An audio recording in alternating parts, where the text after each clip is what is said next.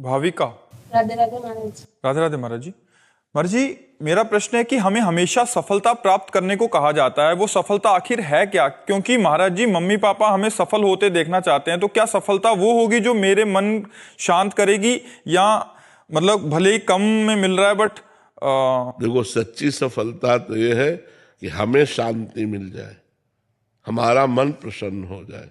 नहीं, कोई सफल नहीं है। जो जहां है उतने में भी उसको ईर्ष्या है, राग द्वेष है, अशांति है, ये माया है। ये चाह मिटती नहीं। जब तक चाह है तो अशांति है, और अशांतस्य कुतः सुखम, जो अशांत है वो सुखी कैसे हो सकता है? तो शांति संतोष में है। जितना प्रभु ने दिया है काफी है। अब हम अपने जीवन को भगवत मार्ग में लगाएं।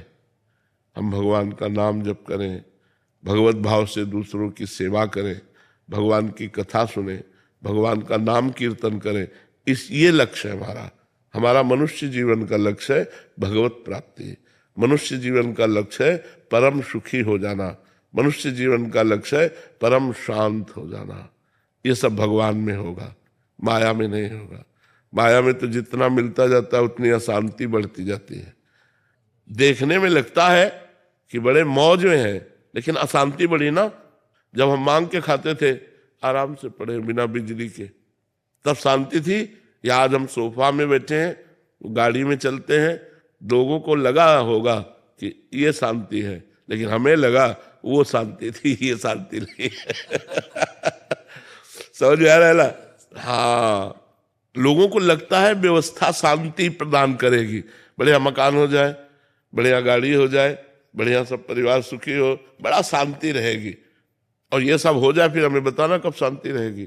क्योंकि हम दोनों पक्ष देखें तो अगर वास्तविक पूछो तो शांति उसी में है कि साईं इतना दीजिए जामे कुटुंब समाए, और मैं भी भूखा ना रहूं, साधु न भूखा जाए। ज्यादा मांग करने से अशांति ही बढ़ती है। तो इसलिए नाम जप करो और लक्ष्य बनाओ भगवत भजन, और जीवन में शांति होती है भगवान से। रुपया पैसा से शांति नहीं होती, पक्का समझ लो। कल आंसू गिरते थे जब कोई गुड़ दे देता, 2 रोटी दे दिया, या 1 मिर्च दे दी, 2 रोटी दे दिया, तो लगता तो भगवान कितना ख्याल रखते हैं कि हम भूखे ना रहे। और भगवान ने मुझे तो रोटी पाते पाते रोना आता था कि कितने कृपाल हो भगवान आप। अगर किसी ने 100 ग्राम मीठा दे दिया तो भगवान कितना प्यार करते हैं, इसको प्रेरित करके 100 ग्राम मीठा। अब आप 1 कुंतल मीठा रख दो आके, कोई हाँ ठीक है बांट दो सब, वो बात खत्म हो गई। हर चीज में जो सुख हमने उस पक्ष में देखा, यद्यपि वो पक्ष आपके देखने में बड़ा कष्टप्रद था। हमारे पास ओढ़ने के लिए कंबल भी नहीं था, हम टाट ओढ़ते थे, जो बोरा गेहूं के हैं वो ओढ़ते थे सर्दियों के समय। तो हम शांति किसमें मानते हैं?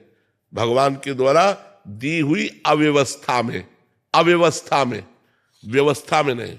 हम तो कहते हैं कि धन्य है वो संत जो अपना जीवन अव्यवस्था में व्यतीत करके पधार गए, कभी व्यवस्था संसार की स्वीकार ही नहीं की।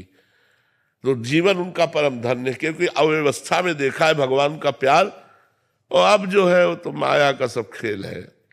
इससे हमसे कोई मतलब, हमें कोई महत्व नहीं इन सब का, क्योंकि हम जानते हैं सब कूड़ा करकट भगवान की माया ने फेंक दिया। ले खिलौने खेलो, राम ही भजे थे चतुर नर। जो भगवान का भजन करते हो माया के खिलौनों में नहीं खुल रहे। तू अपना खेल विस्तार करती रहे और मैं अपनी जगह हूं, अपनी जगह ही हूं। हम उतना स्वीकार किए जितने में आवश्यकता है, अन्यथा ये सब नरक है।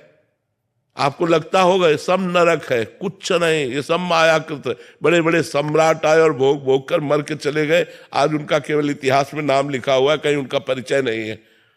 इसलिए मनुष्य जीवन की शांति भगवान के चरणों में है। खूब नाम जप करो, और जैसी परिस्थिति में हो, बहुत अच्छी परिस्थिति में हो, परिस्थिति बदलने की मांग कभी मत करना भगवान से। व्यवस्था और भजन अलग बात है। अव्यवस्था में भजन होता है। विपत्ति में जो भगवान की पुकार होती है, वो पुकार संपत्ति में नहीं होती, ध्यान रखना। जब कोई नहीं पूछता और 4 गाली लोग देते हैं, और फिर एकांत में बैठकर जब भगवान के लिए रोना आता है, तब लगता है नाथ मेरा इस जगत में कोई नहीं, कुछ नहीं प्रभु, मैं तो भिखारी आपके केवल चरणों का हूं। वो जो भाव है भगवान बड़ी कृपा करते हैं उन संतों पर जिनको जीवन में कभी भोग नहीं देते और वो भजन करके भगवान को प्राप्त हो जाते।